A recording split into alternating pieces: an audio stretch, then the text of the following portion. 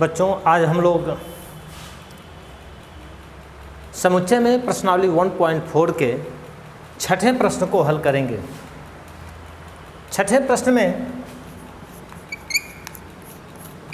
कई क्वेश्चन है दिया हुआ है इसमें कि यदि a बराबर 3, 5, 9, 3, 5, 7, 9, 11, b बराबर, c बराबर, d बराबर, ये चार समुच्चय दिए गए हैं तो निम्नलिखित ज्ञात कीजिए।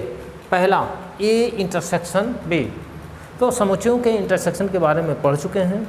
इंटरसेक्शन में वे अवयव होते हैं जो उन समुच्चयों में कॉमन हो। तो लेके चलते हैं पहले a इंटरसेक्शन b।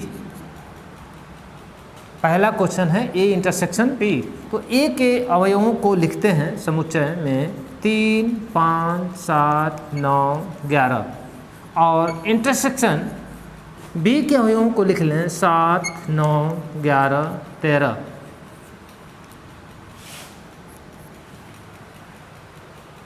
तो हम देखेंगे कि इन दोनों में कौन कौन से अवयव कॉमन हैं, वही इंटरसेक्शन में आते हैं। तो सबसे पहले देखेंगे 3 कॉमन है, नहीं है। 5 नहीं है, 7 है दोनों में, तो पहला अवयव 7 हो जाएगा। 9 उसमें भी है तो 9 हो गया। 11 भी है इसमें तो 11 आ जाएगा और 13 दोनों में कॉमन नहीं है। तो ये a इंटरसेक्शन b के अवयव हुए 7, 9 और 11। ठीक इसी प्रकार b इंटरसेक्शन c निकाल सकते हैं। b और c को लिखेंगे, उसमें से कॉमन अवयवों को लिख लेंगे। a intersection c intersection d, यहाँ पर भी कोई दिक्कत नहीं है। a, c और d तीनों का इंटरसेक्शन लिख लेंगे और तीनों में जो कॉमन होगा वही हो जाएगा a intersection c intersection d। ठीक इसी प्रकार a intersection c, b intersection d। तो इंटरसेक्शन बिल्कुल इजी चीज़ है। दो समुच्चय हों या दो इससे अधिक समुच्चय हों, यदि उनका इंटरसेक्शन निकालना है तो उन सभी समुच्चयों के उभयनिष्ठ अवयवों को मिला के एक समुच्चय बना लेंगे और उसे हम कहेंगे कि वो इंटरसेक्शन है। हम छठे प्रश्न को हल करते हैं। ये पहला था। छठे प्रश्न में दिया है कि a intersection b union c। a intersection b union c।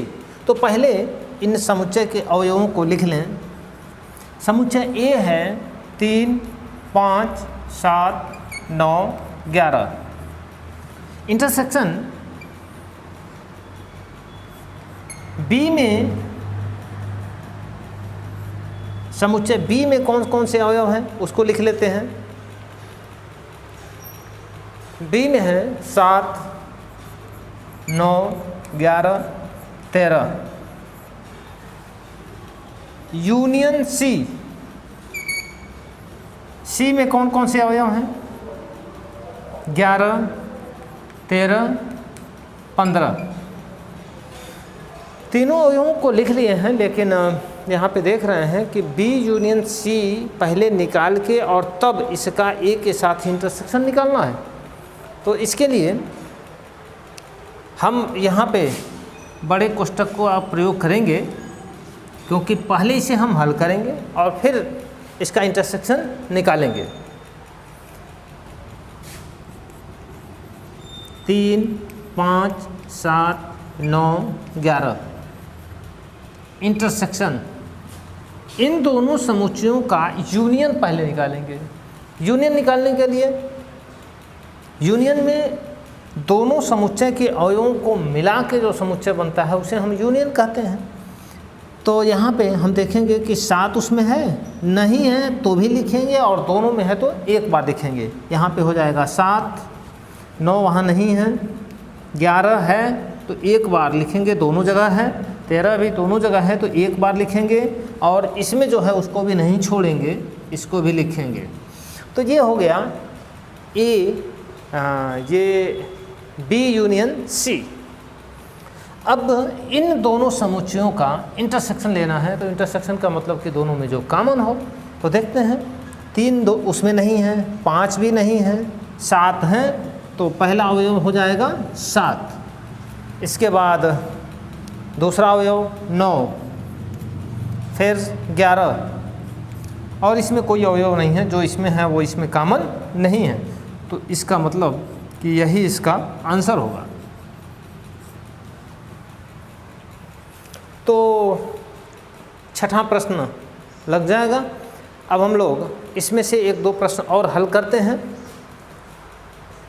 बहुत ही इजी है, सभी प्रश्नों को हल करना जरूरी नहीं है।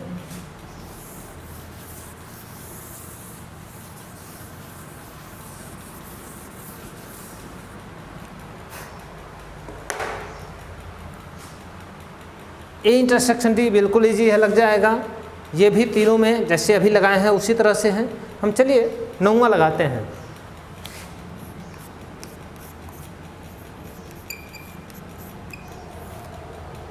नौवां में है A intersection B intersection B union C. हमको इसका मान निकालना है। तो एक तो तरीका है कि सभी समुच्चयों को उनके अवयवों के साथ यहाँ पे लिखें, और दूसरा यह है कि अलग अलग ये दोनों निकाल के और फिर दोनों का इंटरसेक्शन निकाल लें। पहले हम निकाल लेते हैं A intersection B. A intersection B, A intersection B का मान ए है 3, 5, 7, 9, 11। इंटरसेक्शन बी में है 7, 9, 11, 13 यहाँ पे, और इसका मान हो जाएगा, इंटरसेक्शन है तो दोनों में कॉमन अवयवों को लेंगे। 3 और 5 कॉमन नहीं है इसमें, 7, 9 और 11 यही है, 7, 9 और 11। ये हो गया ए इंटरसेक्शन बी। अब हम बी यूनियन सी निकालेंगे। बी यूनियन सी,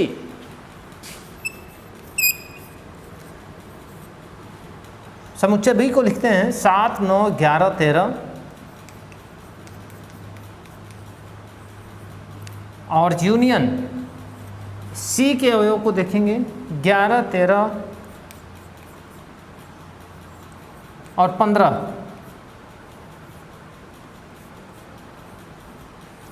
अब इनका यूनियन निकालना है, यानी कि वह समुच्चय जिसका प्रत्येक अवयव या तो इसमें है या इसमें है या दोनों में है। तो पहला अवयव लेके चलेंगे 7, 9,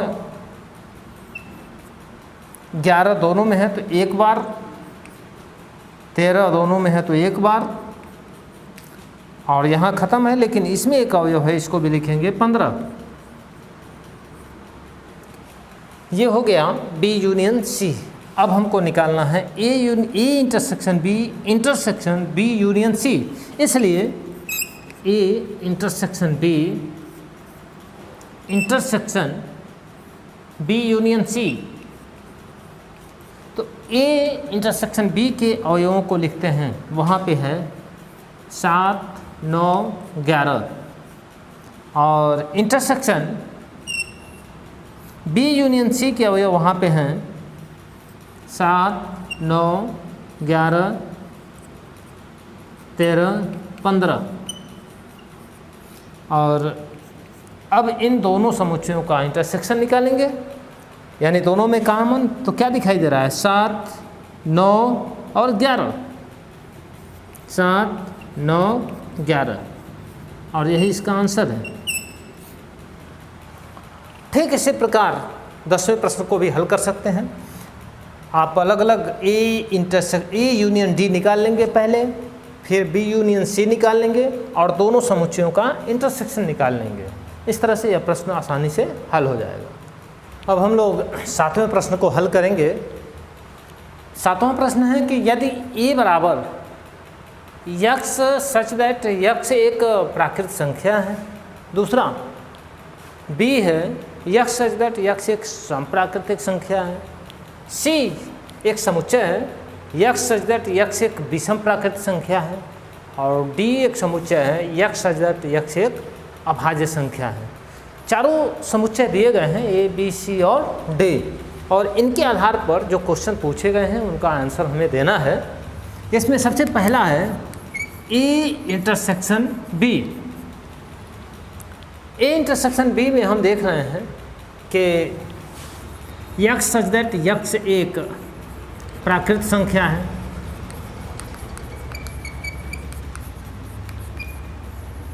इंटरसेक्शन बी है यक्स सच दैट यक्स एक सम प्राकृत संख्या है,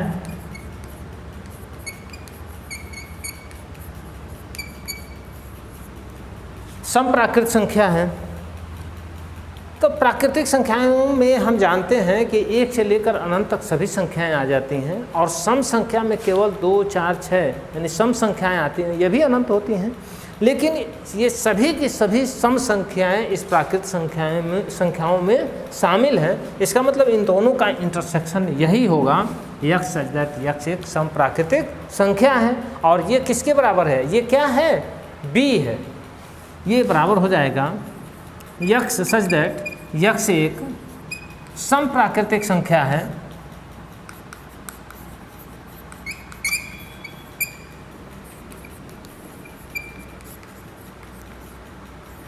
और इसे हम बी से जानते हैं, ये दिया हुआ है कि ये सम प्राकृतिक संख्याओं का समुच्चय बी है। ठीक इसी प्रकार दूसरे में हम देखते हैं कि दूसरे में हमको क्या निकालना है? A intersection C. तो ए है प्राकृतिक संख्याओं का समुच्चय और सी है विषम प्राकृतिक संख्याओं का समुच्चय। तो हम जानते हैं कि इन दोनों में कामन क्या होगा? विषम प्राकृतिक संख्याओं का समुच्चय होगा और विषम प्राकृतिक संख्याओं के समुच्चय को हम सी से नोट करते हैं, तो हम लिख सकते हैं सीधे सी। ठीक इसी प्रकार तीसरा निकालना है ए इंटरसेक्शन डी। ए है प्राकृतिक संख्याओं का समुच्चय और डी है अभाज्य संख्याओं का समुच्चय। तो हम प्राकृतिक संख्याओं में जानते हैं कि सभी की सभी अभाज्य संख्याएं शामिल होती हैं, तो इसका मतलब कि ये दोनों में कॉमन है और अभाज्य संख्याओं के समुच्चय को हम डी से नोट करेंगे, तो यह डी के बराबर होगा। थोड़ा बदलता है, हम चौथा क्वेश्चन लेके चलते हैं। B intersection C. बी में है एक सम प्राकृतिक संख्या, लिख लेते हैं यक्स सच दैट यक्स एक सम प्राकृतिक संख्या है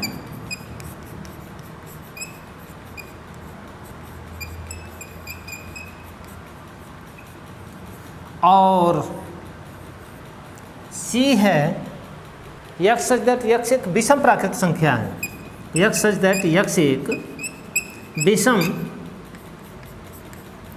प्राकृतिक संख्या है।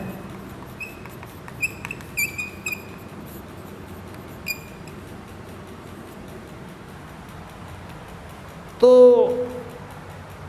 आप लोग जानते हैं कि सम संख्या और विषम संख्या में कुछ कॉमन होता है?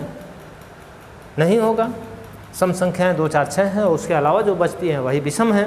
तो इसका मतलब कि इस समुच्चय में कोई अवयव नहीं होगा, ये बिल्कुल खाली होगा। और खाली समुच्चय यानी रिक्त समुच्चय को हम किससे नोट करते हैं? फाई से। अब अगला क्वेश्चन 5वां है बी इंटरसेक्शन डी। बी है सम प्राकृतिक संख्या और डी है अभाज्य संख्या। तो सम प्राकृतिक संख्या में 2, 4, 6, 8, 10 ये अनंत तक होती हैं और अभाज्य संख्या में क्या होती है? कहाँ से शुरू होती है? 2 से शुरू होती है। तो 2, 3, 5, 7। तो अभाज्य संख्या में 2 एक ऐसी संख्या है जो सम अभाज्य है। सम है तो इसमें भी शामिल है, यानी कि केवल एक ऐसी 2 संख्या है जो अभाज्य हैं और सम भी हैं। तो इसका मतलब कि इन दोनों में उभयनिष्ठ संख्या होगी 2। तो या तो क्वेश्चन पहले लिख लें, जैसे पहला बी है यक्स सच दैट यक्स एक सम प्राकृत संख्या है, इंटरसेक्शन डी है यक्स सच दैट यक्स एक अभाज्य संख्या है,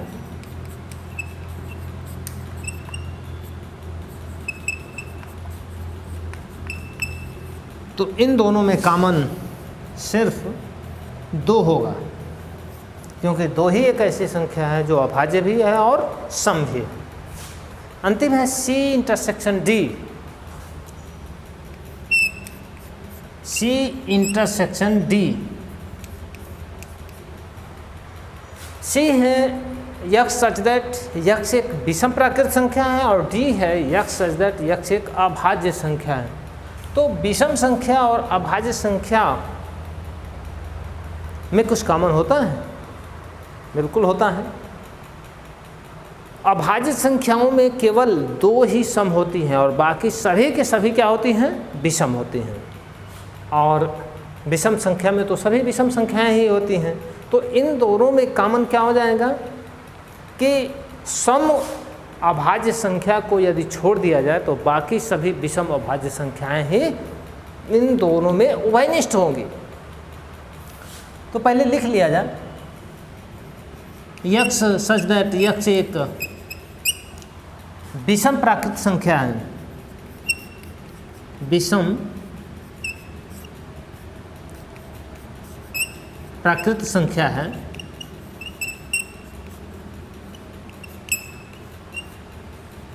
intersection x such that x एक अभाज्य संख्या है, यक्स सच दैट यक्स एक अभाज्य संख्या है।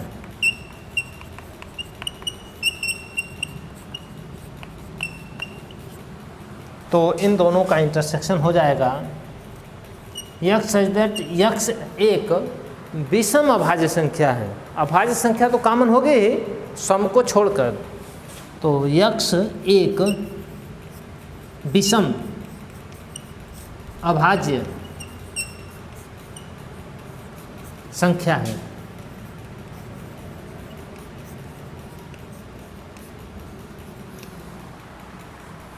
इस तरह से बाकी क्वेश्चन को भी हल करेंगे।